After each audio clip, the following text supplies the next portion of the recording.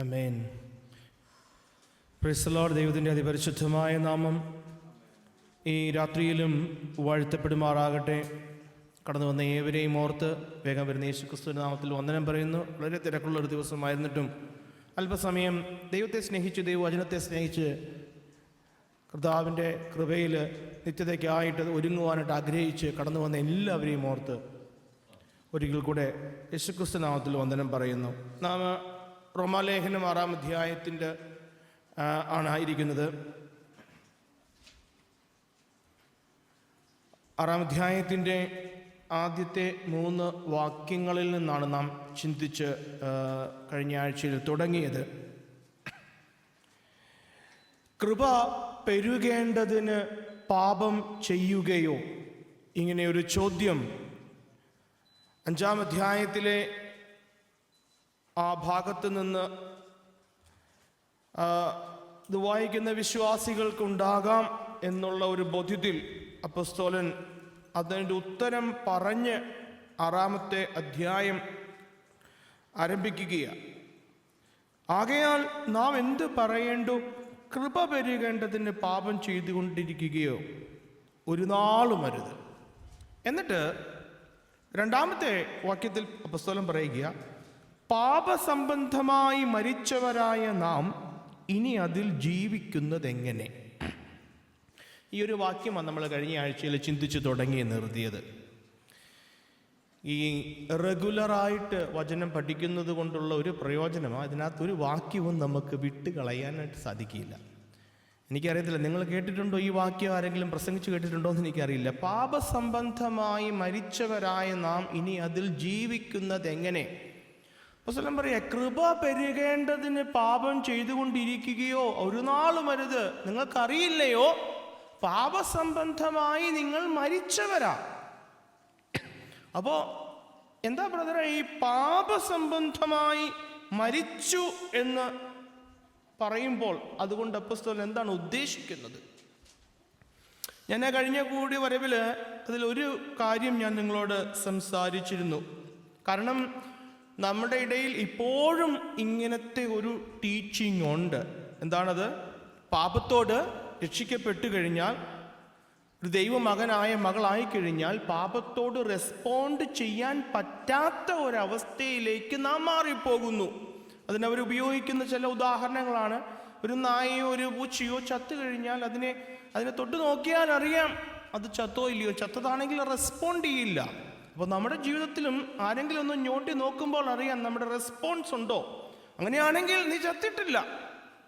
അങ്ങനെ ഒരു അർത്ഥത്തിൽ ഈ വാക്യത്തെ വ്യാഖ്യാനിക്കുന്നവരുണ്ട്. പക്ഷെ അത് ബിബ്ലിക്കലല്ല.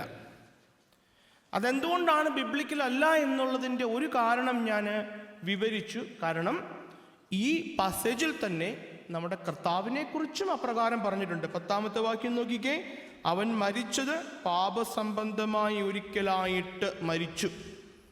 കർത്താവിനെ കുറിച്ചും പറഞ്ഞിരിക്കുക, പാപസംബന്ധമായിട്ട് അവൻ മരിച്ചു. അങ്ങനെ വരുമ്പോൾ ഞാൻ നേരത്തെ പറഞ്ഞ അർത്ഥത്തിലാണ് അർത്ഥമാണിത് നമുക്ക് പറഞ്ഞു തരുന്നതെങ്കിൽ, കർത്താവും ഒരു സമയത്ത് പാപത്തോട് റെസ്പോൺസീവ് ആയിരുന്നു, പിന്നീട് അത് മാറി എന്ന നിലയിൽ വരും. ഇല്ലേ? നമ്മൾ രക്ഷിക്കപ്പെടുന്നതിന് മുൻപ് പാപത്തോട് റെസ്പോൺസീവ് ആയിരുന്നു, പക്ഷെ രക്ഷിക്കപ്പെട്ടതിന് ശേഷം റെസ്പോണ്ട് ചെയ്യാൻ പറ്റാത്ത അവസ്ഥയിലേക്ക് മാറി. ഞാൻ പറഞ്ഞു, ഒരു പാസേജിൽ ഇത് റിപ്പീറ്റഡ് ആയിട്ട് വരുമ്പോൾ അത് ഒരേ മീനിങ്ങിലാണ്, ഒരേ അർത്ഥമാണ് നമുക്ക് നൽകുന്നത്. അതവിടെ റൂൾ ഔട്ട് ചെയ്യുക. ഒപ്പം ഈ ഒരർത്ഥം അല്ല ഇതിന് എന്നുള്ളത് നിങ്ങളതിൻ്റെ 12-ാമത്തെ വാക്യം ഒന്ന് വായിച്ചേ. ആകയാൽ പാപം നിങ്ങളുടെ മർത്യ ശരീരത്തിൽ അതിൻ്റെ മോഹങ്ങളെ അനുസരിക്കുമാർ ഇനി വാഴരുത്. ഇനി റെസ്പോൺസീവ് അല്ലാത്ത ഒരവസ്ഥയിലേക്ക് നാം മാറിയെങ്കിൽ ഈ ഒരു വാക്യം എഴുതേണ്ട ആവശ്യമുണ്ടോ? നിങ്ങളുടെ മർത്യ ശരീരത്തിൽ ഇനി വാഴരുത്. അപ്പോൾ ദാറ്റ് മീൻസ് ഇനിയും വാഴാനായിട്ടുള്ള സാധ്യതയുണ്ട്, പക്ഷെ വാഴരുത്.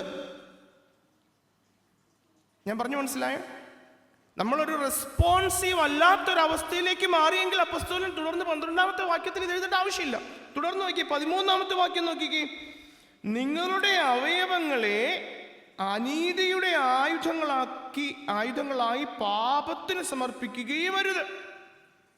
ഇത് രക്ഷിക്കപ്പെട്ട് വീണ്ടെടുക്കപ്പെട്ട ദൈവ മക്കളോടാ, റോമിലുള്ള ദൈവസഭയോടാ പറയുന്നത്. ഇനി നിങ്ങളുടെ അവയവങ്ങളെ നീതിയുടെ ആയുധങ്ങളായി പാപത്തിന് സമർപ്പിക്കുകയും അനീതിയുടെ ആയുധങ്ങളായി പാപത്തിന് സമർപ്പിക്കുകയും അരുത്. നിങ്ങളെ തന്നെ മരിച്ചിട്ട് ജീവിക്കുന്നവരായും നിങ്ങളുടെ അവയവങ്ങളെ നീതിയുടെ ആയുധങ്ങളായും ദൈവത്തിന് സമർപ്പിച്ചുകൊള്ളുവീൻ.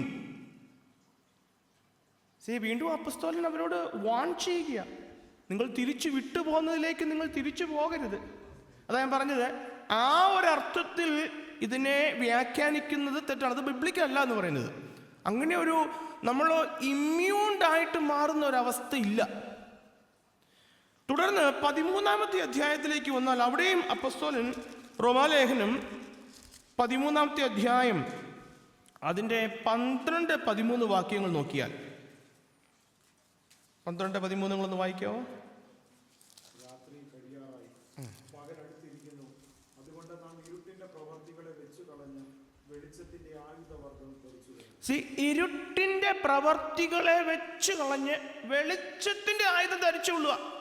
ദൈവങ്ങളോട് പറയുക. തുടർന്ന് പകൽ സമയത്ത് എന്ന പോലെ നാം മര്യാദയായി നടക്കും. നമ്മളോട് പറയുക, നിങ്ങൾ മര്യാദയായി നടക്കണം. തുടർന്ന് വെറിക്കൂത്തുകളിലും മദ്യപാനങ്ങളിലുമല്ല, ശയനമോഹങ്ങളിലും ദുഷ്കാമങ്ങളിലുമല്ല, ഇണക്കത്തിലും അസൂയയിലുമല്ല, കർത്താവായ യേശുക്രിസ്തുവിനെ തന്നെ ധരിച്ചുകൊള്ളുക. മോഹങ്ങൾ ജനിക്കുമാറ് ജഡത്തിനായി ചിന്തിക്കരുത്. മോഹങ്ങൾ ജനിക്കുമാറ് ജഡത്തിനായി ചിന്തിക്കരുത്. ഈ മോളിൽ പറഞ്ഞ പാപ സ്വഭാവങ്ങളൊന്നും ഇനി നിങ്ങളിൽ വാഴരുത്. നിങ്ങൾ അതിന് നിങ്ങളുടെ ശരീരത്തെ സമർപ്പിക്കരുത്. മോഹം ജനിക്കുമാർ ജഡത്തിനായി ചിന്തിക്കുവാനും ഈ പാപങ്ങൾ ചെയ്യുവാനായിട്ടുള്ള സാധ്യത ഉള്ളത് കൊണ്ടല്ലേ അപ്പോസ്തലൻ അങ്ങനെ പറഞ്ഞത്. അപ്പോൾ ആ ഒരർത്ഥത്തിലല്ല പാപസംബന്ധമായി നിങ്ങൾ മരിച്ചിരിക്കുന്നു എന്ന് പറയുമ്പോൾ നാം മനസ്സിലാക്കേണ്ടത്. ഹല്ലേലൂയ. കണ്ടംപററി ആയിട്ടുള്ള പ്രീച്ചേഴ്സും അങ്ങനെ പ്രീച്ച് ചെയ്യുന്ന ഞാൻ കേട്ടിട്ടുണ്ട്. അതുകൊണ്ട് ഞാൻ അതല്പസമയമെടുത്തൊന്ന് വിവരിക്കാം. നിങ്ങളും ഇതുപോലെ ഒരു ആരെങ്കിലും നിങ്ങളോട് ചോദിച്ചു കഴിഞ്ഞാൽ കൃത്യമായ ആൻസർ നമുക്കുണ്ടായിരിക്കണം. ആരെങ്കിലും നമ്മൾ പാപം ചെയ്യാൻ പറ്റാത്തൊരവസ്ഥയിലേക്ക് മാറിപ്പോയി എന്നൊക്കെ പറഞ്ഞു കഴിഞ്ഞാൽ അങ്ങനെയല്ല. അതൊന്നും ബിബ്ലിക്കലല്ല. അതല്ല ദൈവവചനം പഠിപ്പിക്കുന്നത്. ഹല്ലേലൂയ. അപ്പോൾ ബ്രദറെ, ഇതിൻ്റെ ശരിക്കുമുള്ള അർത്ഥം എന്താ? അല്പസമയം, എനിക്ക് തോന്നുന്നു ഇന്ന് ആ വാക്യത്തിൽ മാത്രം നിന്ന് ചിന്തിക്കുവാനായിട്ടുള്ള സമയമേ ഉള്ളൂ. അതൊന്ന് വിശദീകരിച്ച് അതൊന്ന് കൃത്യമായിട്ട് മനസ്സിലാക്കി വേണം നമുക്ക് മുൻപോട്ട് പോകുവാനായിട്ട്. നാം ഉൽപ്പത്തി മുതൽ വെളിപ്പാട് വരെയുള്ള പുസ്തകങ്ങൾ വായിക്കുമ്പോൾ, 66 പുസ്തകങ്ങൾ വായിക്കുമ്പോൾ, ദൈവവചനം വായിക്കുമ്പോൾ, പാപം, മരണം ഇവ ഒന്നിച്ച് ചേർന്ന് വന്നിരിക്കുന്നിടത്ത്, അത് ഉൽപ്പത്തിയിൽ 1 മുതൽ വെളിപ്പാടിൻ്റെ അവസാന അധ്യായം വരെയും ഈ പാപവും മരണവും ഒന്നിച്ച് എഴുതിയിരിക്കുന്നത് നമുക്ക് കാണുവാണ്. അങ്ങനെ ഒന്നിച്ച് വന്നിരിക്കുന്നിടത്ത് പാപം എന്ന് വെച്ചാൽ എന്താ? പാപം disobeying the expressed command of God, അതാണ് പാപം അല്ലേ? അല്ലെങ്കിൽ എന്താ പറയുക, stepping away from the boundary. ദൈവം വെച്ചിരിക്കുന്ന ആ ബൗണ്ടറിയിൽ നിന്ന് നമ്മൾ ഡീവിയേറ്റ് ചെയ്തു പോകുന്നതാണ് പാപം. ഉൽപ്പത്തി പുസ്തകം 2-ാം അധ്യായം അതിൻ്റെ 17-ാം വാക്യത്തിൽ വായിക്കുന്നത് എന്താ? തിന്നുന്ന നാളിൽ നീ മരിക്കും. അതായിരുന്നു കൽപ്പന. തിന്നരുത്, തിന്നുന്ന നാളിൽ നീ മരിക്കും. ആദാം ആ കൽപ്പന അറിഞ്ഞിരുന്നു, പക്ഷെ ആദാം ആ കൽപ്പന ലംഘിച്ചു. ആദാം തിന്നു, കൽപ്പന ലംഘിച്ചു, പാപം ചെയ്തു. ഹല്ലേലൂയ. അങ്ങനെ ആദാം കൽപ്പന ലംഘിച്ചു പാപം ചെയ്തപ്പോൾ അവൻ എന്ത് കിട്ടി? ശിക്ഷ കിട്ടി.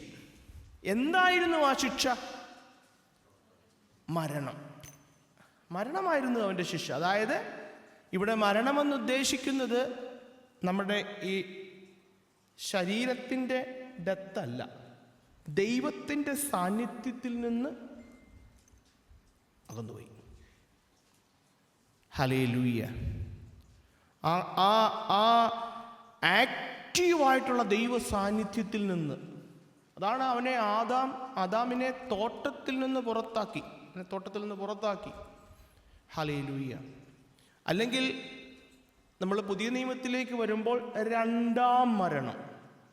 ഹല്ലേലൂയ. പാപത്തിൻ്റെ ശിക്ഷയാണ് മരണം, പാപത്തിൻ്റെ ശിക്ഷ. അപ്പം ഞാൻ പറഞ്ഞത്, ഇവിടെ പാപം, മരണം, ഇത് രണ്ടും കൂടെ ഒന്നിച്ചു വരുന്നിടത്ത് ദൈവവചനത്തിൽ പാപത്തിൻ്റെ ശിക്ഷയായ മരണത്തെയാണ് കാണിക്കുന്നത്. നിങ്ങൾ അല്പം ശ്രദ്ധിച്ചിരുന്നെങ്കിൽ മാത്രമേ അതിൻ്റെ കൃത്യമായ കാര്യം നമുക്കൊന്ന് മനസ്സിലാക്കുവാൻ പറ്റുള്ളൂ. അതായത് പാപം, മരണം എന്ന് ഒന്നിച്ചു ചേർത്തെഴുതിയിരിക്കുന്നിടത്ത് പാപത്തിൻ്റെ ശിക്ഷയായ അല്ലെങ്കിൽ പാപത്തിൻ്റെ വേജ്, ശമ്പളമായ മരണത്തെക്കുറിച്ചാണ് എഴുതിയിരിക്കുന്നത്. ഹല്ലേലൂയ. ആദാം പാപം ചെയ്തു, അതുകൊണ്ട് തിന്നുന്ന നാളിൽ നീ മരിക്കും എന്നല്ലേ കർത്താവ് പറഞ്ഞത്. ദൈവം പറഞ്ഞു തിന്നുന്ന നാളിൽ നീ മരിക്കും. പക്ഷെ ആദാം തിന്നു, ആദാം മരിച്ചോ? ശാരീരികമായിട്ട് മരിച്ചോ? ആദാമിന് എന്താ പറ്റിയേ? ആദാമിന് ദൈവത്തിന്റെ സാന്നിധ്യത്തിൽ നിന്ന് പുറത്തായിപ്പോയി. ഹല്ലേലൂയ. അത്രയും നാള് ആദാമിനോട് കൂടെ നടന്ന, ശരിക്കും ഞാൻ പറയട്ടെ, നിത്യ നരകം എന്ന് വെച്ചാൽ എന്താ? നിത്യ നരകം നമുക്കത് ഇപ്പോൾ മനസ്സിലാവത്തില്ല. കാരണം ദൈവത്തിൻ്റെ ഒരു സാന്നിധ്യം ഈ ഭൂമിയിലെങ്ങും നിറഞ്ഞു നിൽക്കുകയാണ് നമ്മുടെ കൂടെ. പ്രത്യേകിച്ച് ദൈവമക്കളായ നമ്മുടെ കൂടെ ദൈവത്തിൻ്റെ ആത്മാവ് നമ്മുടെ ഉള്ളങ്ങളിലുണ്ട്. ശരിക്കും നരകം എന്ന് വെച്ചാൽ ദൈവത്തിൻ്റെ സാന്നിധ്യമില്ലാത്ത സ്ഥലമാണ്, ദൈവ സാന്നിധ്യമില്ല. ഹല്ലേലൂയ. ക്രിസ്തുവിൽ നിന്ന് അകന്ന് വിട്ടുപോയി, ആ ഒരവസ്ഥയാണ് നരകത്തിൻ്റെ അവസ്ഥ. നമുക്കത് ഇങ്ങനെ വാക്കുകളിൽ പറയുമ്പോൾ അതിൻ്റെ ആ ഡെപ്ത്, ഇൻറ്റൻസിറ്റി നമുക്ക് മനസ്സിലാവത്തില്ല. കാരണം നമുക്ക് ആ ഒരു അവസ്ഥ കണ്ടിട്ടില്ല. നമ്മൾ പ്രത്യേകിച്ച് നമ്മൾ കൃപയിലാണ്, കർത്താവിൻ്റെ കൃപയിലായിരിക്കുന്നത്. ഹല്ലേലൂയ. അപ്പോൾ നമുക്ക് ഒന്ന് രണ്ട് വാക്യങ്ങൾ വായിക്കുമ്പോൾ അല്പം മനസ്സിലാവും. 6-ാം അധ്യായത്തിൻ്റെ തന്നെ 23-ാം വാക്യം ഒന്ന് വായിച്ചേ. പാപത്തിൻ്റെ ശമ്പളം മരണമത്രേ, ദൈവത്തിൻ്റെ കൃപാവരമോ നമ്മുടെ കർത്താവായ യേശു ക്രിസ്തുവിൽ നിത്യജീവൻ. പാപത്തിൻ്റെ ശമ്പളം എന്ത്? മരണം. 1-ാം അധ്യായത്തിൻ്റെ റോമാലേഖനം 1-ാം അധ്യായത്തിൻ്റെ 32-ാമത്തെ വാക്യം നോക്കുമ്പോൾ അവിടെ എന്താ എഴുതിയിരിക്കുന്നത്? ഈ വക പ്രവർത്തിക്കുന്നവർ മരണയോഗ്യർ. എന്ത് പ്രവർത്തിക്കുന്നവരാന്ന് മുകളിൽ വായിച്ചറിയാം. ഈ വക പ്രവർത്തിക്കുന്നവർ മരണയോഗ്യർ. അവിടെയും പാപത്തിന്റെ ശമ്പളമാകുന്ന മരണത്തെക്കുറിച്ചാണ് പറയുന്നത്. 5-ാം അധ്യായത്തിലേക്ക് വരുമ്പോൾ റോമാലേഖനം 5-ന്റെ 12-ാമത്തെ വാക്യത്തിൽ നാം വായിക്കുന്നു, ഏക മനുഷ്യനാൽ പാപവും പാപത്താൽ മരണവും ലോകത്തിൽ കടന്നു. അപ്പൊ അതെന്തായിട്ടാ പറഞ്ഞിരിക്കുന്നത്? പാപത്താലുള്ള ശിക്ഷയാകുന്ന മരണം, പാപത്തിന്റെ ശമ്പളമാകുന്ന മരണം. അതാ ഞാൻ പറഞ്ഞത്, ദൈവവചനത്തില് പാപവും മരണവും എന്ന് ചേർത്തെഴുതിയിരിക്കുന്നിടത്തെല്ലാം പാപത്തിന്റെ ശമ്പളമാകുന്ന മരണത്തെക്കുറിച്ചാണ് അവിടെ പറയുന്നത്. അപ്പോ റോമാലേഖനം 6-ാം അധ്യായത്തിന്റെ 10-ാം വാക്യത്തിൽ അവൻ മരിച്ചത് പാപസംബന്ധമായി ഒരിക്കലായിട്ട് മരിച്ചു. അവിടെ ആരെക്കുറിച്ചാണ് പറഞ്ഞിരിക്കുന്നത്? കർത്താവിനെ കുറിച്ചാണ് പറഞ്ഞിരിക്കുന്നത്.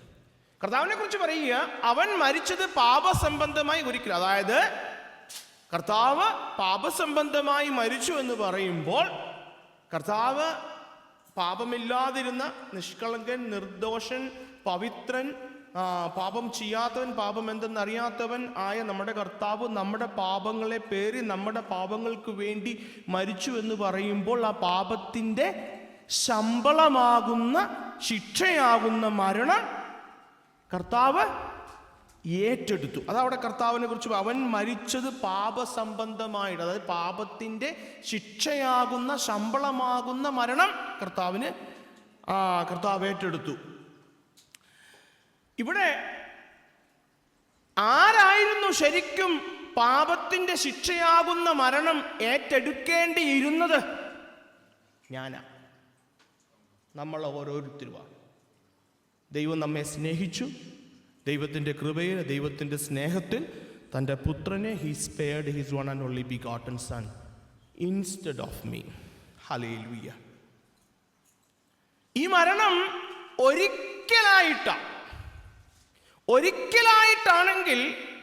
ഒരിക്കലായിട്ടാണെങ്കിൽ ഇനി ഞാൻ മരിക്കേണ്ടതുണ്ടോ? എനിക്ക് വേണ്ടി, ലോകത്തിലുള്ള എല്ലാവർക്കും വേണ്ടി കർത്താവ് ഒരിക്കലായിട്ട് മരിച്ചു.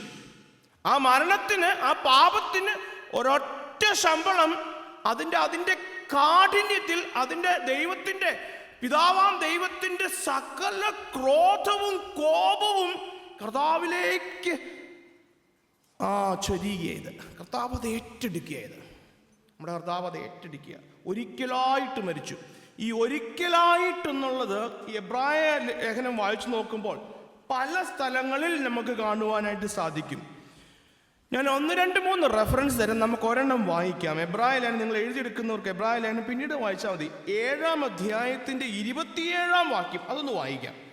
എബ്രായ ലേഖനം 7:27.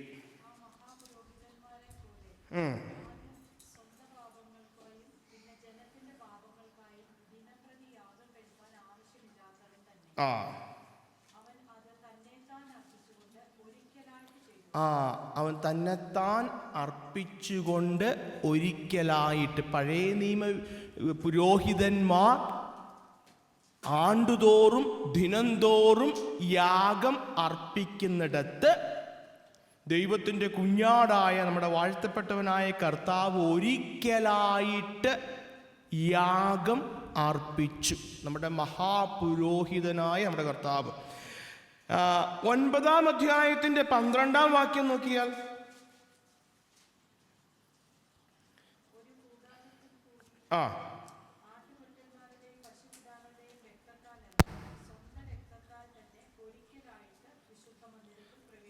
ഒരിക്കലായിട്ട് വിശുദ്ധ മന്ദിരത്തിൽ പ്രവേശിച്ചു. അടുത്ത നിങ്ങൾ വായിക്കണ്ട. 9-ാം അധ്യായത്തിൻ്റെ തന്നെ 26-ാം വാക്യം, 28-ാം വാക്യം, 10-ാം അധ്യായത്തിൻ്റെ 10-ാം വാക്യം,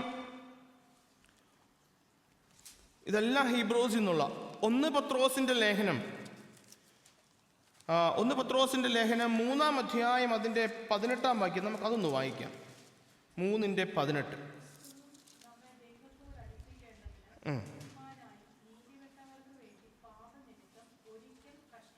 ഒരിക്കൽ കഷ്ടം അനുഭവിച്ചു. ഇവിടെ എല്ലാം എൻ്റെ പ്രിയരെ, നമ്മുടെ വാഴ്ത്തപ്പെട്ടവനായ കർത്താവ്, ഞാൻ പേഴ്സണലായിട്ട് പറയുമ്പോൾ എനിക്ക് വേണ്ടി ഒരിക്കലായിട്ട് മരിച്ചത് പാപത്തിൻ്റെ ശിക്ഷയാകുന്ന മരണമാണ്. ഹല്ലേലൂയ. ഞാൻ തുടക്കത്തിൽ പറഞ്ഞു, കൃപയാല ഒരു വ്യക്തി വീണ്ടും ജനിക്കുന്നത്.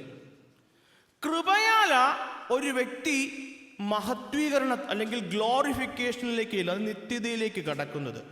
ഇതിനിടയ്ക്കുള്ള വിശുദ്ധീകരണം എന്ന ആ പ്രോസസ്സ്, അതും ഞാൻ പറഞ്ഞു കൃപയാൽ ഒരു വ്യക്തി ജനിക്കുന്നു, ഉയരങ്ങളിൽ ജനിക്കുന്നു. കൃപയാൽ ഒരു വ്യക്തി വിശുദ്ധീകരിക്കപ്പെടുന്നു. സാങ്ക്ടിഫിക്കേഷൻ, നമ്മുടെ ജീവിതത്തിൽ വിശുദ്ധീകരണം നടക്കുന്നതും ദൈവത്തിൻ്റെ കൃപയാലാണ്. നമ്മുടെ പ്രവൃത്തിയാലോ നമ്മുടെ പ്രയത്നത്താലോ അല്ല, ദൈവത്തിൻ്റെ കൃപയാലാണ്. കാരണം നമ്മുടെ ശക്തിയിൽ ദൈവത്തിൻ്റെ സ്റ്റാൻഡേർഡ് നമുക്ക് മീറ്റ് ചെയ്യാൻ പറ്റില്ല. ഹല്ലേലൂയ. അത് ദൈവത്തിൻ്റെ കൃപയാലാണ് നമ്മുടെ ജീവിതത്തിൽ നടക്കുന്നത്. ദൈവത്തിൻ്റെ കൃപയാലാണ് നാം നിത്യതയിൽ എത്തുന്നത്. അപ്പോൾ ദൈവത്തിൻ്റെ കൃപയാൽ നമ്മുടെ ജീവിതത്തിൽ വിശുദ്ധീകരണം നടക്കുന്നത്. ആ കൃപ എങ്ങനെയാണ് നമ്മുടെ ജീവിതത്തിൽ വിശുദ്ധീകരണം ചെയ്യുന്നതെന്ന് ഞാൻ നിങ്ങളോട് പറഞ്ഞു. ദൈവവുമായിട്ട്, കർത്താവുമായിട്ടുള്ള ഏകീഭാവത്തിലൂടെയാണ്.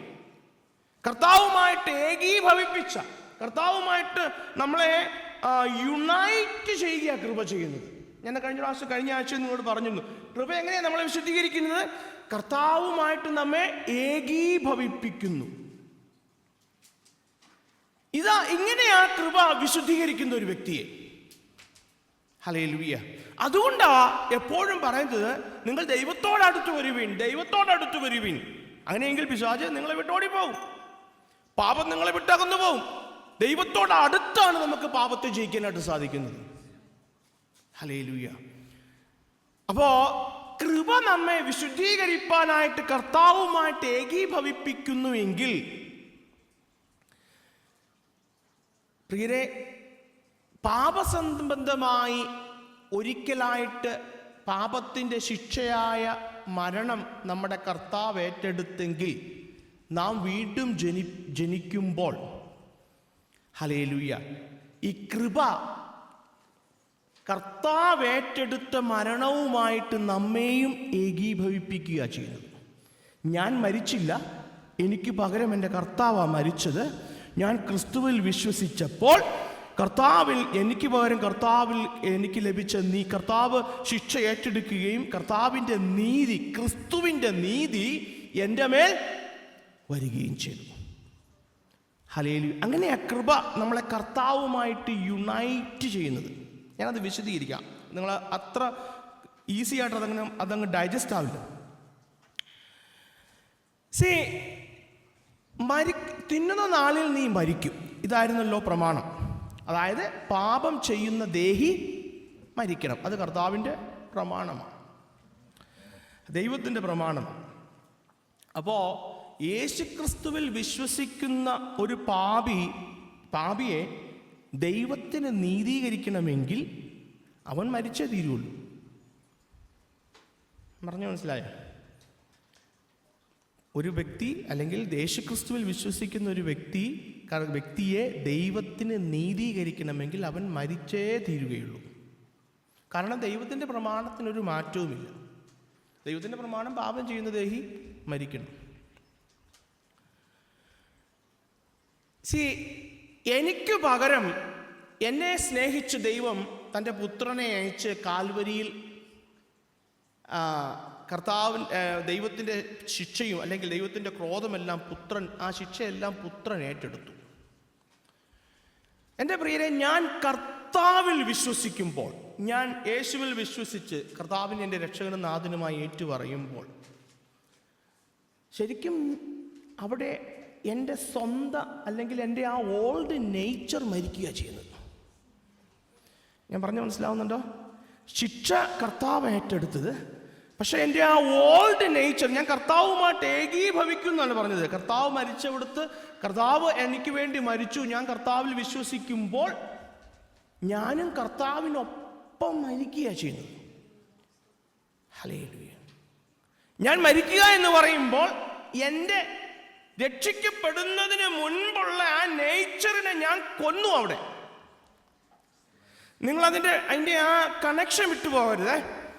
പൗലോസ് പറയുന്നു, അപ്പോൾ അവിടുത്തെ ജനം പറഞ്ഞു, കൃപ വരികേണ്ടതിന് പാപം ചെയ്താൽ പോരെ. പൗലോസ് പറയുക, അതെങ്ങനെയാ പറ്റുന്നത്? പാപസംബന്ധമായി നിങ്ങൾ മരിച്ചവരല്ലേ, കർത്താവാ മരിച്ചത്. ഞാൻ വിശ്വസിച്ച് ഏറ്റെടുത്തപ്പോൾ ഞാനും ഒപ്പം മരിക്കുക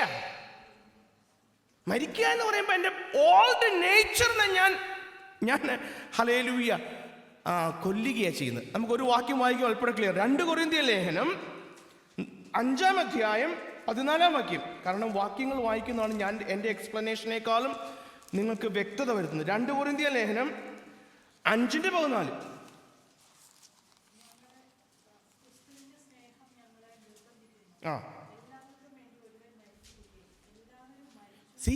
എല്ലാവർക്കും വേണ്ടി ഒരുവൻ മരിച്ചിരിക്കെ എല്ലാവരും മരിച്ചിരിക്കുന്നു,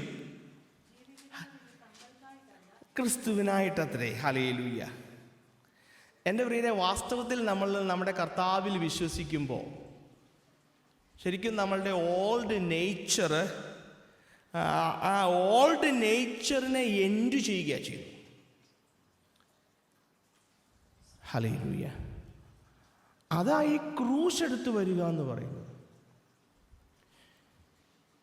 പഴയ കാലത്ത്, അപ്പോസ്തലന്മാരുടെ കാലത്ത് ക്രൂശ് എടുക്കുക എന്ന് വെച്ചാൽ their ends his life.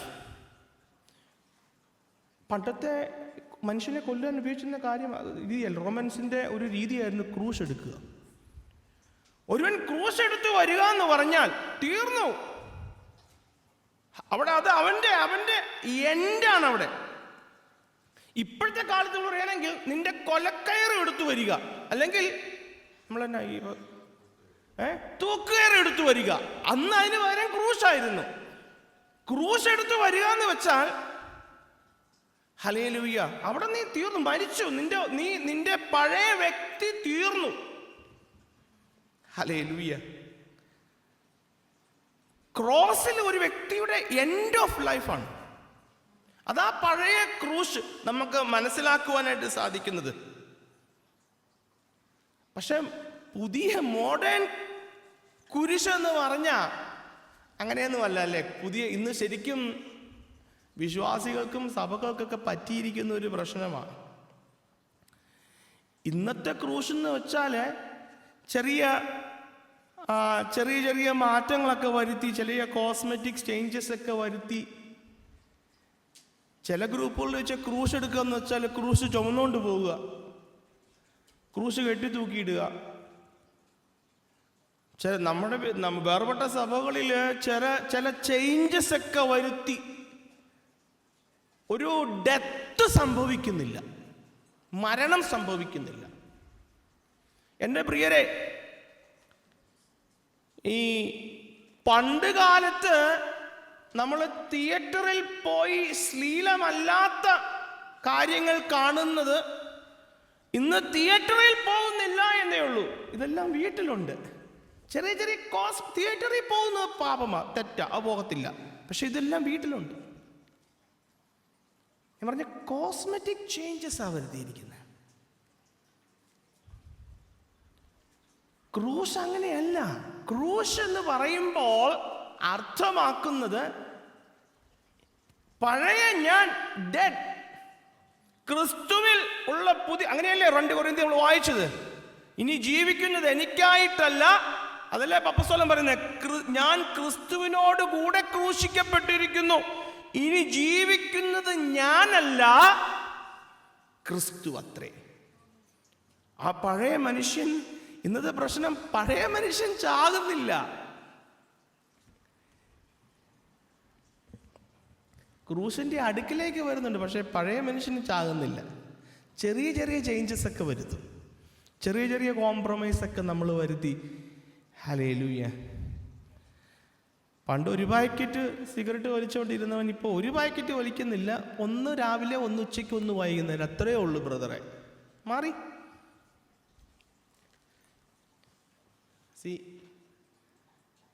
പണ്ട് ഞാനിത് പറയുമ്പോൾ നമുക്ക് ബ്രദർ എന്താ ഇങ്ങനെ, പണ്ട് നമ്മൾ ഡാൻസ് പാർട്ടികളിലും ബാൻഡ് മേളങ്ങളിലൊക്കെ കാണാൻ പോയിരുന്ന കാര്യങ്ങൾ നമുക്കിന്ന് ചർച്ചിനകത്തില്ലേ.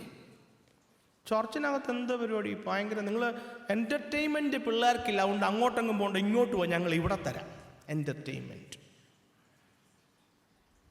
ഹല്ലേലൂയ. എൻ്റെ പ്രിയരെ, ഇതല്ല ശരിക്ക് ക്രോസ് എന്ന് പറയുന്നത്. ഇതല്ല. ഞാൻ പറഞ്ഞത്, നമ്മളൊരു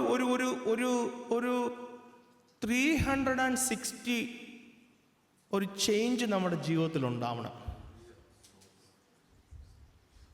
ഹല്ലേലൂയ. പഴയ മനുഷ്യനെ കൊന്ന് മാത്രമേ ക്രിസ്തു നമ്മുടെ ഉള്ളിൽ വളർന്ന് നാം ക്രിസ്തുവിനോട് ഏകീഭവിച്ചെങ്കിൽ മാത്രമേ ഉള്ളൂ പ്രിയരെ. നമ്മൾ ചിന്തിക്കുന്നത് പോലെ ഇത് തമാശ കളിയൊന്നുമല്ല പ്രിയരെ. എൻ്റെ മക്കളോടൊക്കെ എനിക്ക് പറയാനുള്ളതാ, കർത്താവിൻ്റെ വരവ് ഏറ്റവും അടുത്തിരിക്കുക.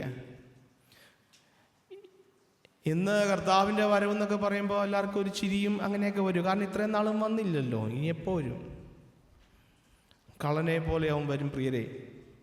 നമ്മൾ കൈവിടപ്പെട്ടു പോയി കഴിഞ്ഞാൽ പിന്നെ ചിന്തിച്ചിട്ട് യാതൊരു കാര്യവും ഇല്ല കേട്ടോ. ദൈവത്തിൻ്റെ ആത്മാവ് നമ്മുടെ ഉള്ളങ്ങളിൽ നിന്ന് നമ്മുടെ ഉള്ളങ്ങളെ കൊത്തുന്നുണ്ടെങ്കിൽ, ഹല്ലേലൂയ, ചില കാര്യങ്ങളൊക്കെ നമ്മുടെ ജീവിതത്തിൽ നമ്മൾ ചെയ്യുമ്പോൾ ദൈവത്തിൻ്റെ ആത്മാവ് നമ്മളോട് ഇടപെടുന്നുണ്ടെങ്കിൽ, ഹല്ലേലൂയ, പ്രിയരെ വെച്ച് താമസിപ്പിക്കരുത്. Very next morning sit back and repent. ഏറ്റുപറഞ്ഞ് ഉപേക്ഷിക്കുക. Hallelujah, hallelujah. അപ്പോൾ 6-ാം അധ്യായത്തിൻ്റെ 10-ാം വാക്യത്തിൽ നാം വായിച്ചു, പാപസംബന്ധമായി കർത്താവ് ഒരിക്കലായിട്ട് മരിച്ചുവെങ്കിൽ എൻ്റെ പ്രിയരെ, എൻ്റെ കർത്താവിനെ ഞാൻ രക്ഷകനും നാഥനുമായി ഏറ്റെടുക്കുമ്പോൾ, പ്രിയരെ നിങ്ങൾ ശ്രദ്ധിക്കണേ, ഞാനും കർത്താവിനോട് ഏകീഭവിച്ചു, ഞാനും മരിച്ചു, ഞാനും ആ ക്രൂശിൽ എൻ്റെ പഴയ സ്വഭാവം തീർന്നു. ഈ ഒരു അർത്ഥത്തിലാ പാപസംബന്ധമായി നമ്മൾ മരിച്ചു എന്ന് പറഞ്ഞിരിക്കുന്ന അപ്പസ്തോലനിവിടെ. ഹല്ലേലൂയ. ഞാൻ ഏറ്റെടുക്കേണ്ട ശിക്ഷ എൻ്റെ കർത്താവ് കാൽവരിയിൽ എനിക്ക് പകരം ഏറ്റു. ഹല്ലേലൂയ. ഇനി ജീവിക്കുന്നത് ഞാൻ എനിക്കായിട്ടല്ല, ക്രിസ്തുവിനായിട്ടാണ്. ഹല്ലേലൂയ. അതുകൊണ്ട് 6-ാം അധ്യായത്തിൽ, ആകയാൽ നാം എന്ത് പറയണ്ടു? കൃപ പെരുകേണ്ടതിന് പാപം ചെയ്തുകൊണ്ടിരിക്കുകയെന്നോ ഒരു നാളും അരുത്. പാപസംബന്ധമായി മരിച്ചവരായ നാം ഇനി അതിൽ ജീവിക്കുന്നതെങ്ങനെ? ഹല്ലേലൂയ. എൻ്റെ പ്രിയരെ, നമ്മുടെ ജീവിതത്തിൽ ക്രൂശ് അതിൻ്റെ പ്രവൃത്തി ചെയ്തു തീർക്കാതെ don't think that we will go. നമ്മൾ when the rapture happens, നമ്മൾ എടുക്കപ്പെടണമെങ്കിൽ ക്രൂശ് അതിൻ്റെ പ്രവൃത്തി നമ്മുടെ ജീവിതത്തിൽ ചെയ്തു തീർക്കുവാനായിട്ട് ഞാൻ എന്നെ ഏൽപ്പിച്ചു കൊടുക്കണം. അല്ലാതെ ഒന്നും പോകില്ല എൻ്റെ പ്രിയരെ. ഞാൻ എന്നെ കർത്താവിനെ ഏൽപ്പിച്ചു കൊടുക്കണം. Let the cross does its work in our life. Hallelujah. നമ്മെ സ്വർഗത്തിലേക്ക് കൊണ്ടുപോകാൻ ദൈവം ഒരുക്കിയ രഥമാ ക്രോസ്. ഹല്ലേലൂയ. സ്വർഗത്തിലേക്ക്, കർത്താവിൻ്റെ അടുക്കിലേക്ക് നമ്മളെ കൊണ്ടുപോകാൻ ദൈവം ഒരുക്കിയ രഥമാണ് ക്രോസ്. ഹല്ലേലൂയ. കർത്താവ് പറയുന്നത്, അതിക്രമങ്ങളാലും പാപങ്ങളാലും മരിച്ചവരായിരുന്ന നിങ്ങൾ ഇന്നിപ്പോൾ ജീവിക്കുന്നു. സ്വർഗസ്ഥലങ്ങളിൽ നമ്മെ ഇരുത്തിയിരിട്ടുണ്ട് എങ്കിൽ എൻ്റെ പ്രിയരെ, ഹല്ലേലൂയ, ദൈവം എത്രത്തോളം ഇവിടെ ഇരിക്കുന്ന ഓരോ വ്യക്തിയെക്കുറിച്ചും കൺസേൺഡ് ആണെന്നറിയാവും. യോഹന്നാന്റെ സുവിശേഷത്തിൽ പറയുക, നിങ്ങൾ എന്നോട് ഏകീഭവിച്ചേ പറ്റൂ, എന്നെ പിരിഞ്ഞ് നിങ്ങൾക്ക് ഒന്നും ചെയ്യാൻ പറ്റത്തില്ല. അങ്ങനെയല്ലേ പറഞ്ഞത്? എന്നെ പിരിഞ്ഞ് നിങ്ങൾക്ക് ഒന്നും ചെയ്യാൻ പറ്റത്തില്ല. യോഹന്നാന്റെ സുവിശേഷം കർത്താവ് മാളിക മുറിയിലുള്ള തൻ്റെ ശിഷ്യന്മാരോടുള്ള പഠിപ്പീര് കഴിഞ്ഞ് 14-ാം അധ്യായത്തിൻ്റെ 31-ാം വാക്യത്തിൽ പറയുന്നത്, വരുവീൻ. നമുക്ക് അങ്ങനെയല്ലേ? 14-ാം അധ്യായത്തിൻ്റെ 31-ാം വാക്യത്തിൽ പിതാവ് എന്നോട് കൽപ്പിച്ചതുപോലെ ഞാൻ ചെയ്യുന്നത് ലോകം അറിയട്ടെ, എഴുന്നേൽപ്പിൻ, നാം പോകാം. എന്നിട്ട് അവർ ആ ഗെത്സമനയിൽ നിന്ന് ഗെത്സമനയിലേക്കുള്ള യാത്രയിൽ എനിക്ക് തോന്നുന്നു ഒരുപാട് മുന്തിരിത്തോട്ടങ്ങളൊക്കെ ഉള്ള ആ മുന്തിരിത്തോട്ടത്തിനകത്തൂടെയാണ് അവർ യാത്ര ചെയ്യുന്നത്. ഞാനങ്ങ് ചിന്തിക്കുക എൻ്റെ ഭാവനയിൽ. അപ്പോൾ തഴച്ചു നിൽക്കുന്ന മുന്തിരിവള്ളിയും മുന്തിരിത്തോട്ടവും കണ്ടപ്പോൾ കർത്താവ് പറഞ്ഞതാണ് 15-ാമത്തെ അധ്യായം, അതിനകത്ത് എന്താ പറയുന്നത്? ഞാൻ ആ ഭാഗം ഒന്ന് വായിക്കുക, നിങ്ങളെല്ലാവരും ഒന്ന് എടുത്തോണ്ടേ. ഞാൻ സാക്ഷാൽ മുന്തിരിവള്ളി, എൻ്റെ പിതാവ് തോട്ടക്കാരനുമാകുന്നു. കർത്താവ് പറയുക, ഞാനാ ശരിക്കും മുന്തിരിവള്ളി. എന്നിൽ കായ്ക്കാത്ത കൊമ്പൊക്കെയും അവൻ നീക്കിക്കളയും. ഫസ്റ്റ് തിങ്, എന്നിൽ കായ്ക്കുന്നില്ല എങ്കിൽ നിങ്ങൾ മുന്തിരിവള്ളിയോട് ചേർന്നിരുന്ന് ഫലം കാരണം കാട്ടുമുന്തിരിയായിരുന്നതാ ഞാനും നിങ്ങളും, നമ്മൾ ഓരോരുത്തരും. നമ്മളെ നാട്ടുമുന്തിരിയോട് ചേർത്ത് വെച്ചതാ. എന്തിനാ? ഫലം കായ്ക്കാനായിട്ടാണ്.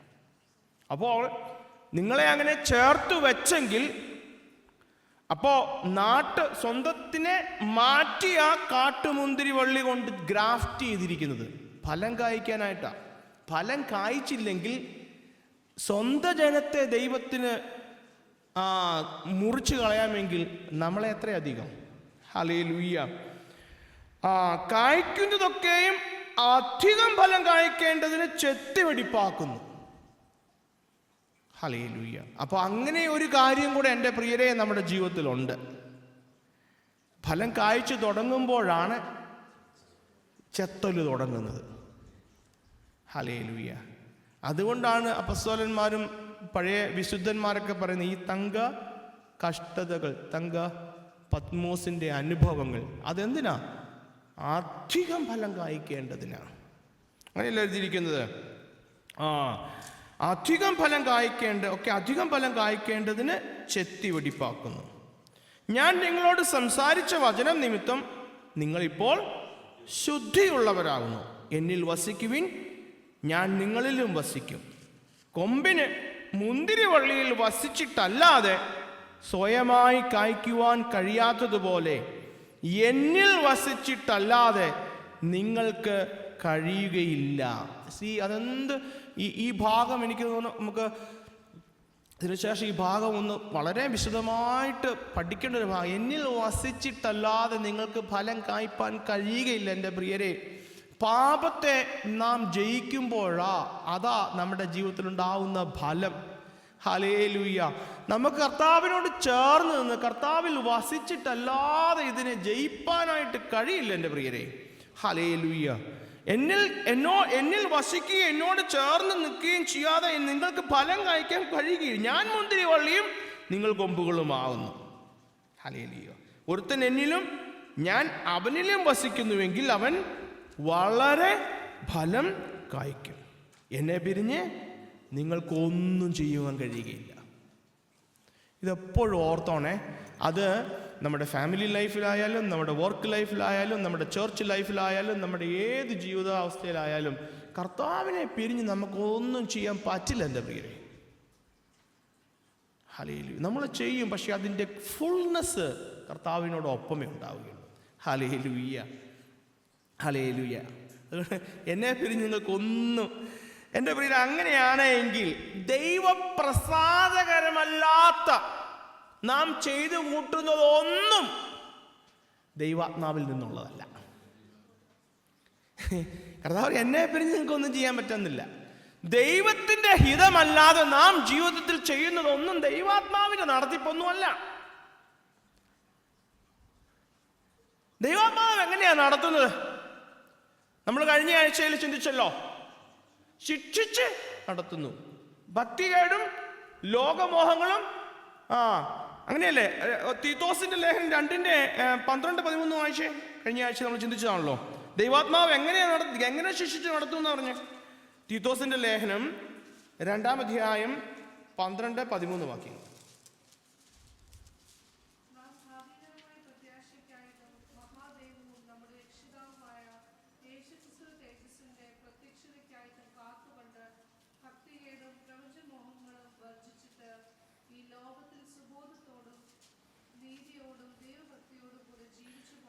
ഭക്തികേടും പ്രപഞ്ചമോഹത്തെയും ഉപേക്ഷിച്ച് സുബോധത്തോടും നീതിയോടും ദൈവഭക്തിയോടും കൂടെ ജീവിക്കേണ്ടതിന് ദൈവാത്മാവ് നമ്മളെ ശിക്ഷിച്ചു വരുത്തുന്നു.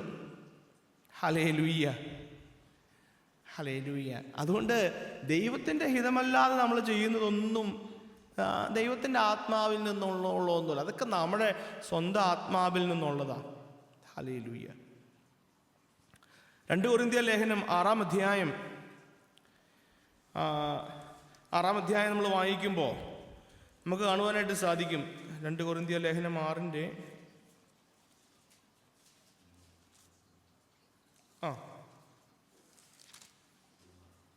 വായിച്ചു.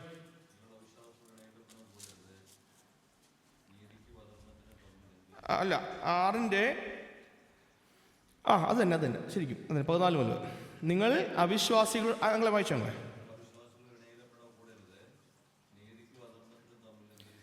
അപ്പോസ്തലൻ പറയുക, നീതിക്കും അധർമ്മത്തിനും തമ്മിൽ എന്ത് ചേർച്ച? പണ്ടൊരു ബ്രദർ പറഞ്ഞു, ഗൾഫിൽ നിന്ന് വന്ന് ചർച്ചിൽ ആദ്യ ദിവസം സാക്ഷ്യം പറയും, ഞാൻ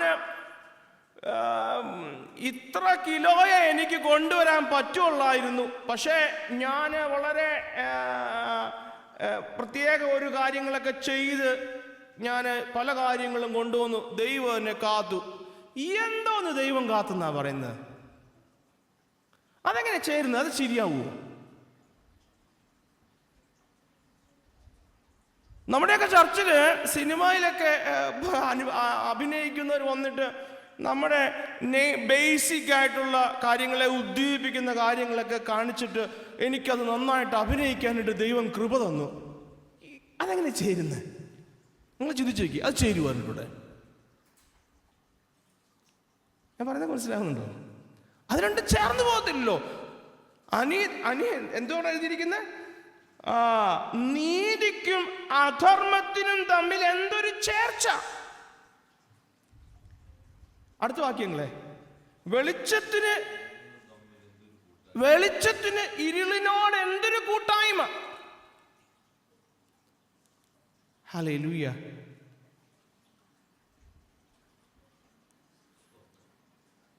വിഗ്രഹങ്ങളൊക്കെ ആരാധിക്കുന്ന, മൂക വിഗ്രഹങ്ങളെയൊക്കെ ആരാധിക്കുന്ന, അതിനെ പുകഴ്ത്തുന്ന പാട്ട് പാടിയിട്ട് എനിക്ക് പാട്ട് മത്സരത്തിന്റെ ഫസ്റ്റ് പ്രൈസ് കിട്ടി, ദൈവം എന്നെ കൃപ തന്നു. How does it go together? ദൈവം എനിക്ക് കൃപ തന്നു, ഞാൻ പാടി ഫസ്റ്റ് പ്രൈസ് വാങ്ങിച്ചു. എനിക്കറിയില്ല അതൊക്കെ അതെങ്ങനെ ഒന്നിച്ചു പോകുന്നേ?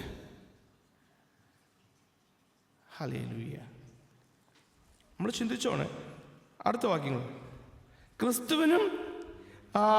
ക്രിസ്തുവിനും ബലിയാലിനും തമ്മിൽ എന്ത് പൊരുത്തം? അല്ല, വിശ്വാസിക്ക് അവിശ്വാസിയുമായി എന്ത് ഓഹരി? ദൈവാലയത്തിന് വിഗ്രഹങ്ങളോട് എന്ത് യോഗ്യത? നാം ജീവനുള്ള ദൈവത്തിൻ്റെ ആലയമല്ലോ. നാം ജീവനുള്ള ദൈവത്തിൻ്റെ ആലയമല്ലോ. എൻ്റെ പ്രിയരെ, നമ്മൾ ഹല്ലേലൂയ ഇത് കൂട്ടായ്മ ഇവിടെ അവസാനിപ്പിക്കുമ്പോൾ നാം ചിന്തിച്ചോണം, ദൈവത്തിൻ്റെ ഹിതമല്ലാതെ നമ്മുടെ ജീവിതത്തിൽ ചെയ്യുന്നത്, നമ്മുടെ ഇഷ്ടത്തിനനുസരിച്ചൊക്കെ നമ്മൾ ചെയ്തിട്ട് ദൈവം സഹായിച്ചു, ദൈവം നടത്തി, ഇതൊന്നും ദൈവത്തിൽ നിന്നോ ദൈവത്തിൻ്റെ ആത്മാവിനാൽ നടത്തപ്പെടുന്നതോ ഒന്നുമല്ല. ഹല്ലേലൂയ. നമ്മുടെ ചിന്തകൾ അങ്ങനെയൊക്കെയാണെന്ന്. ഹല്ലേലൂയ. ഹല്ലേലൂയ. അരുതാത്തതായിട്ട് അല്ലെങ്കിൽ അനുവദനീയമല്ലാത്തതൊന്നും നാം ചെയ്യരുത് എൻ്റെ പ്രിയരെ. പണ്ട് ഞങ്ങൾ പോയിക്കൊണ്ടിരുന്നൊരു ചർച്ചിൽ, അവിടെയുള്ള എല്ലാവരും നേഴ്സുമാരാണ്. ഈ രാജ്യത്തല്ല, വേറൊരു രാജ്യത്താണ്. ഇവിടെ എനിക്ക് പറ്റുമെന്ന് എനിക്കറിയില്ല, ഇവിടെ അങ്ങനെ നല്ലതോടുള്ളതായിരിക്കും. അപ്പോൾ ഈ നേഴ്സുമാർ ചർച്ചിലുള്ള സകല വിശ്വാസികൾക്കും മെഡിക്കേഷൻസ് ഹോസ്പിറ്റലിൽ നിന്നാണ് കൊണ്ടുവരുന്നത്. ഞാൻ പറഞ്ഞത് അതിൻ്റെ ആ പ്രോപ്പർ വേയിൽ കൂടെയല്ല, അല്ലാതെ ഉണ്ട്. അത് ശരിയാണോ? അത് ലീഗലല്ല. അത് ദൈവം നീതിമാനാ എൻ്റെ പ്രിയരെ. നമ്മൾ നീതികേട് കാണിച്ചിട്ട് ദൈവം ക്ഷമിക്കുന്നു. ദൈവം ദയുള്ള നമ്മളെ അറിയുന്നു, നമ്മുടെ കുറവുകളെ അറിയുന്നു, നമ്മുടെ പോരായ്മകളെ അറിയുന്നു, നമ്മുടെ ബലഹീനതകളെ അറിയുന്നു. പക്ഷേ ദൈവം നമ്മളെക്കുറിച്ച് ആഗ്രഹിക്കുന്നത്, ഈ വചനത്തിലൂടെയൊക്കെ ദൈവം ആഗ്രഹിക്കുന്ന ആ ക്രൂശ് നമ്മുടെ ജീവിതത്തിൽ പ്രാവർത്തികമാക്കാനായിട്ട് നമ്മളെ തന്നെ ഏൽപ്പിച്ചു കൊടുക്കണം.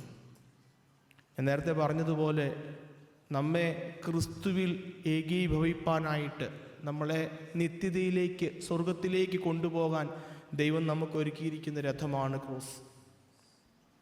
അതുകൊണ്ട് നമ്മുടെ ജീവിതത്തിൽ കഷ്ടതകൾ വരുമ്പോൾ, ബുദ്ധിമുട്ടുകൾ വരുമ്പോൾ, ഹല്ലേലൂയ. ഞാൻ കഴിഞ്ഞ ദിവസം ഇങ്ങനെ ലിനിനോട് ഇങ്ങനെ പറഞ്ഞു, എനിക്ക് ഞാൻ നിങ്ങളോടൊക്കെ പറഞ്ഞോന്ന് എനിക്കറിയത്തില്ല. ഒരു വിശ്വാസി എന്നൊരു ദേവദാസനോട് ഇങ്ങനെ ചോദിച്ചു, ദേവദാസനെ, വിശ്വാസത്തോടെ ഞാൻ പ്രാർത്ഥിച്ചാൽ അതെൻ്റെ ജീവിതത്തിൽ നടക്കില്ലേ? വിശ്വാസത്തോടെ എനിക്കൊരു കടുകുമണിയോളം വിശ്വാസമുണ്ടെങ്കിൽ ഈ മലയോട് പറഞ്ഞ് കടലിൽ പോയി വീഴുക എന്ന് പറഞ്ഞാൽ അതങ്ങനെ നടക്കില്ലേ? തീർച്ചയായിട്ടും നടക്കും. അപ്പോൾ അങ്ങനെയാണ് ദേവദാസനെ, ഞാൻ ആ പാസനേജിൻ്റെ പുറകെ നിൽക്കുന്ന അനങ്ങാപ്പാറയെ നോക്കിയെന്ന് പ്രാർത്ഥിക്കട്ടെ എന്ന് ചോദിച്ചു. അപ്പോൾ ദേവദാസൻ പറഞ്ഞു, നീ പ്രാർത്ഥിക്കേ. അവൻ എല്ലാ ദിവസവും ഒരു 1/4 മണിക്കൂർ 1 മണിക്കൂറോളം പ്രാർത്ഥനയോടെ വിശ്വാസത്തോടെ ആ പാറ അവൻ തള്ളാൻ നോക്കി, ആഞ്ഞ് തള്ളി മാറ്റാനായിട്ട്. ഒരാഴ്ച കഴിഞ്ഞ്, 2 ആഴ്ച കഴിഞ്ഞ്, 1 മാസം കഴിഞ്ഞ്, 2 മാസം കഴിഞ്ഞ്, 3 മാസം കഴിഞ്ഞിട്ടും പാറയ്ക്കൊരു മാറ്റമില്ല. അപ്പോൾ ഇവൻ ഭയങ്കര കൃത്യനായിട്ട് വളരെ ക്ഷുഭിതത്തോടെയൊക്കെ വന്നിട്ട്, ദേവദാസനല്ലേ പറഞ്ഞത് ഈ പാറ വിശ്വാസത്തോടെ തള്ളിയാൽ മാറുമെന്ന്? 3 മാസം ഞാൻ തള്ളിയിട്ട് മാറിയില്ലല്ലോ. അപ്പോൾ ദേവദാസൻ പറഞ്ഞു, മാറിയില്ല എന്ന് നീ പറയരുത്. പാറ മാറിയില്ല, നീ മാറി. നിന്റെ കരങ്ങളിലേക്ക് നോക്കിക്കേ, നിന്റെ ഷോൾഡറിലേക്ക് നോക്കി, നിന്റെ ശരീരം നോക്കി, നീ എത്ര ബലമുള്ളവനായി മാറി. നിൻ്റെ മസിൽസ് കണ്ടോ? നീ ആ നേരത്തെ ഇങ്ങനെ ഇരുന്നല്ലേ, ഇപ്പം നീ എത്ര ആരോഗ്യവാനായി മാറി. എൻ്റെ പ്രിയരെ, ചിലപ്പോഴൊക്കെ നമ്മുടെ ജീവിതത്തിൽ സാഹചര്യങ്ങൾ മാറുന്നില്ലായിരിക്കാം, പക്ഷെ ദൈവം നമ്മളെ മാറ്റിക്കൊണ്ടിരിക്കുക ചെയ്യുന്നത്, നമ്മളെ ബലമുള്ളവരാക്കിക്കൊണ്ടിരിക്കുക ചെയ്യുന്നത്, നമ്മളെ പിടിച്ചു നിർത്താനായിട്ട്. നമ്മളെ ഇത് ബാധിക്കുന്നില്ലെങ്കിൽ പിന്നെ നമുക്ക് പ്രശ്നമില്ലല്ലോ. അപ്പസ്തോലൻ കാരാഗ്രഹത്തിൽ കിടന്നു, അപ്പസ്തോലിനെ ബാധിച്ചില്ല. അപ്പസ്തോലൻ ഈസ് ഹാപ്പി. മറ്റുള്ളവർക്കാ നമ്മൾക്ക് ഇവന് കഷ്ടത്തിൽ പ്രശ്നത്തിലൂടെ കടന്നു പോകും, നമ്മളെ അത് ബാധിക്കുന്നില്ല. നമ്മൾ ദൈവം അതിനായിട്ട് ഒരുക്കിയിരിക്കുക, നമ്മളെ അതിനെ തങ്ക കഷ്ടതകളൊന്നാണ് എണ്ണിയിരിക്കുന്നത്. എൻ്റെ പ്രിയരെ, നാം മറന്നു പോകരുത്. God is concerned about nobody else. God is concerned about you. God is concerned about you. നിന്റെ സാഹചര്യങ്ങളൊന്നുമല്ല, നീയാണ് ദൈവത്തിന് വിലപ്പെട്ടത്. നീ എനിക്ക് നഷ്ടപ്പെടരുത്, നീ എന്നോടുകൂടെ നിത്യതയിൽ കാണണം, ബാക്കിയെല്ലാം ഒഴിഞ്ഞു പോകും. ഹല്ലേലൂയ. ദൈവത്തിൻ്റെ ആഗ്രഹം അതാ. അങ്ങനെയെങ്കിൽ ആ ക്രൂശ് നമ്മുടെ ജീവിതത്തിൽ നടക്കട്ടെ. പാപസംബന്ധമായി നാം മരിച്ചിരിക്കുക, എൻ്റെ പഴയ മനുഷ്യൻ മരിച്ചിരിക്കുക. ഹല്ലേലൂയ. നീ അതിനെ ഉദ്ദീപിക്കുന്നതും അതിനെ തലോലിക്കുന്നതുമായിട്ടുള്ള കാര്യങ്ങളിലേക്ക് നാം തിരിച്ചു പോകാതെ ദൈവത്തോട് നിങ്ങൾ അടുത്തു വരുവീൻ. അവൻ വിട്ടുപൊക്കോളും. ദൈവത്തോട് അടുക്കാതെ അവനെ ജയിച്ചു അവനോട് മല്ലിട്ട് ജയിക്കാൻ ശ്രമിക്കരുത്. Come closer to God. ദൈവം അതിനായിട്ട് നമ്മളെല്ലാവരെയും ധാരാളമായിട്ട് ബലപ്പെടുത്തട്ടെ. ഒരു പാട്ടിൻ്റെ 2 ഇരടി പാടാനായിട്ട്